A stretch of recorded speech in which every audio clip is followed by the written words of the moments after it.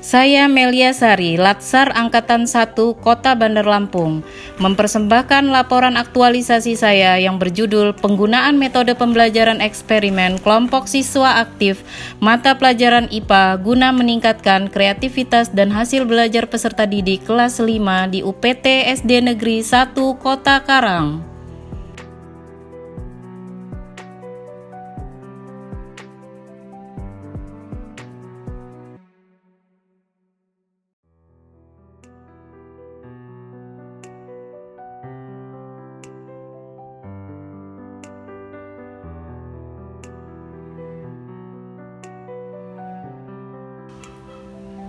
Assalamualaikum anak-anak ibu semua. Waalaikumsalam, Bu. Gimana kabarnya kalian hari ini? Baik, Bu. Alhamdulillah. Sebelum kita memulai pelajaran pada hari ini, marilah kita bersama-sama berdoa. Berdoa dimulai.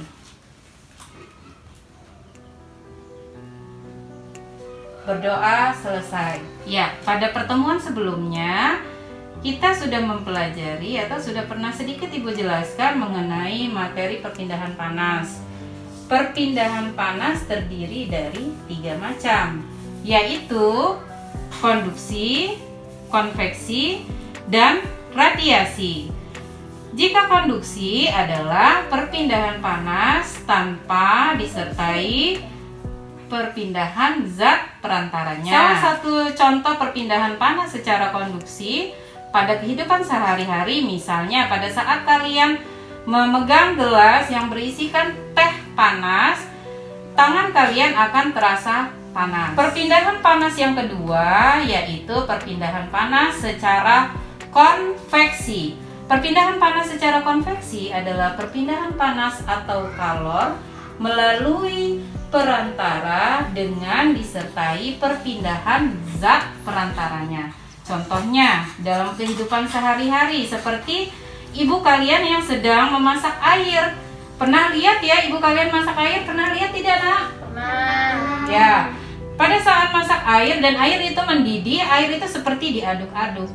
Nah, itulah contoh dari perpindahan panas secara konveksi. Perpindahan panas atau kalor yang ketiga yaitu radiasi. Radiasi adalah perpindahan kalor atau panas tanpa disertai zat perantaranya.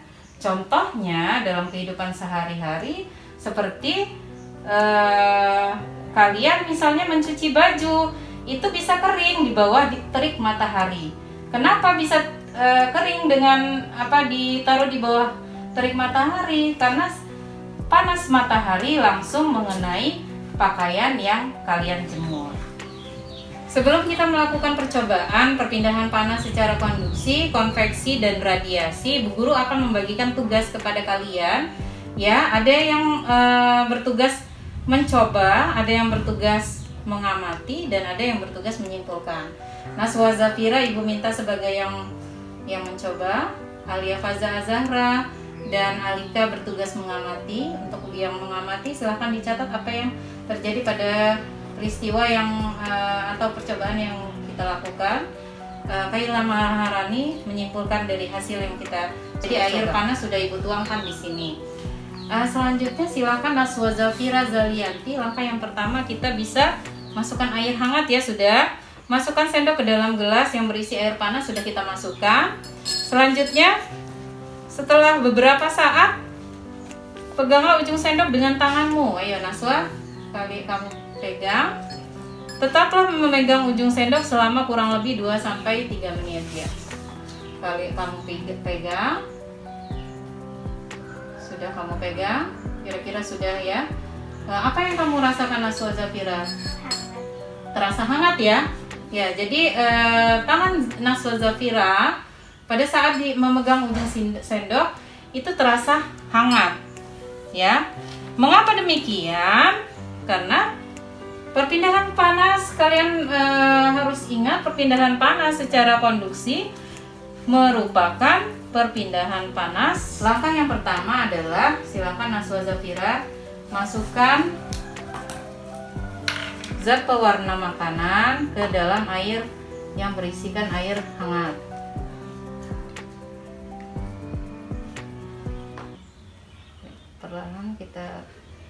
masukkan. Ya.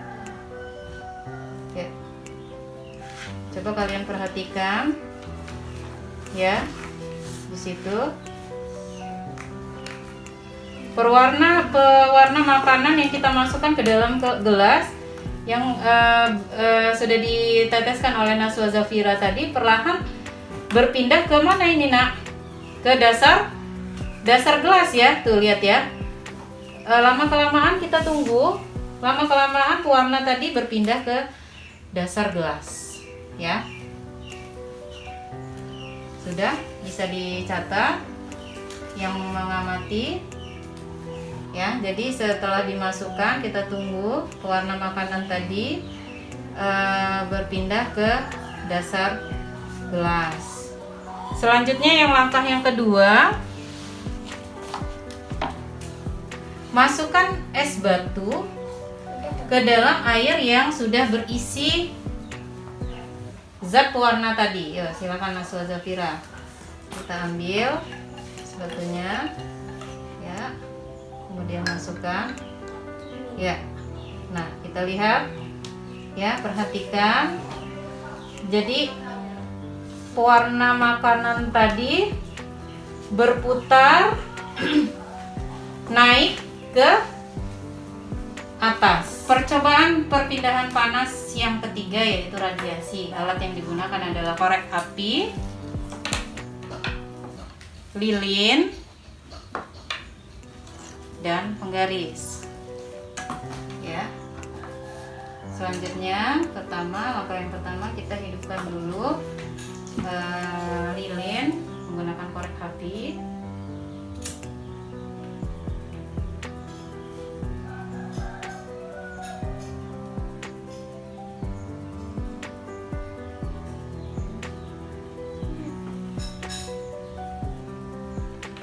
Kegiatan percobaan peristiwa perpindahan panas secara konduksi tadi sudah kita amati, kemudian kita simpulkan. Baiklah Kaila Maharani, apa yang bisa kamu simpulkan, Nak? Ya, jadi kesimpulan yang dapat kami ambil bahwa peristiwa penghantaran panas di mana zat perantaranya tidak ikut berpindah disebut konduksi. Dalam peristiwa perpindahan secara konduksi, energi yang berpindah hanya energi kalorinya saja, sedangkan zat perantaranya tidak ikut berpindah. Kalor akan berpindah dari benda dengan suhu tinggi menuju benda dengan suhu rendah. Ya, betul sekali. Sudah paham sampai di sini? Sudah, Bu. Sudah ya. Jadi perpindahan panas secara konduksi sudah betul-betul paham, sudah kita teliti, sudah kita setelah kita lakukan percobaan perpindahan panas secara konveksi, dapat kita simpulkan ya anak-anak ya. Jadi dari tahapan-tahapannya sudah kita lakukan. Silahkan untuk Kaila Maharani untuk menyimpulkan percobaan kita dari perpindahan panas secara konveksi.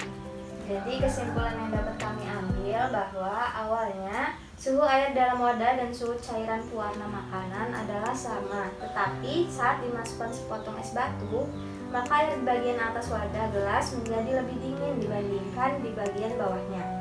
Dengan kata lain, di bagian bawah lebih hangat ketimbang air di bagian atas. Karena air hangat sifatnya lebih ringan daripada air dingin, maka larutan pewarna makanan akan bergerak naik bersama air hangat yang ada di sekitarnya. Sedangkan air yang berada di bagian atas atau dingin akan bergerak turun. Gerakan air hangat dan air dingin semacam itu merupakan contoh bagaimana peristiwa dari perpindahan panas secara konveksi berlangsung. Ya, betul sekali. Ya, sudah paham sampai di sini mengenai perpindahan panas secara konveksi? Sudah, Bu. Ya, Ya, alhamdulillah. jadi kesimpulan yang dapat kami ambil bahwa kalor dapat berpindah ke objek atau tempat lain tanpa memakai perantara perpindahan. Kalor tersebut dinamakan dengan perpindahan kalor secara radiasi. Semakin jauh jarak dari sumber kalor, maka efek atau akibat dari kalor tersebut semakin dikit. Dan juga sebaliknya, semakin dekat jarak dari sumber kalor, maka efek atau akibat kalor tersebut semakin banyak. Ya, betul sekali. Baiklah anak-anak, sampai di sini apakah kalian sudah mengerti mengenai perpindahan panas secara konduksi, konveksi, dan radiasi? Sudah, Bu. Ya, ini nanti kalau sudah paham ada 3 pertanyaan. Yang bisa menjawab silakan tunjuk tangan. Ya. Jadi ini contoh perpindahan panas secara konduksi dalam kehidupan sehari-hari. Contohnya, mentega akan meleleh di wajan yang sedang dipanaskan. Itu merupakan salah satu contoh perpindahan panas secara... Saya Bu, konduksi. Oh iya, pintar sekali.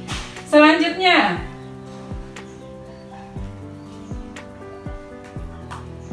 air panas yang dipanaskan di dalam panci terlihat seperti diaduk-aduk, merupakan contoh perpindahan panas secara... Saya Bu, Ya. konveksi. Ya, pintar sekali Kaila Maharani. Selanjutnya, tubuh terasa hangat ketika dekat dengan api, seperti saat dekat dengan api unggun. Itu dinamakan proses perpindahan panas secara... Saya Bu, Ya, radiasi. ya, pintar sekali Aulia Faza Azara. Wah, anak ibu pintar-pintar sekali ya. Alhamdulillah pada hari ini kita sudah melaksanakan kegiatan percobaan perpindahan panas secara konduksi, konveksi, dan radiasi. Sampai di sini ada yang mau ditanyakan? Tidak Bu. Sudah jelas semua ya? Jelas. Sudah paham? Paham. Alhamdulillah. Baiklah, sebelum kita akhiri segala kegiatan kita kali ini, marilah kita bersama-sama berdoa. Berdoa dimulai. Berdoa selesai. Ibu akhiri, wabillahi taufiq wal hidayah. Wassalamualaikum warahmatullahi wabarakatuh. Waalaikumsalam warahmatullahi wabarakatuh.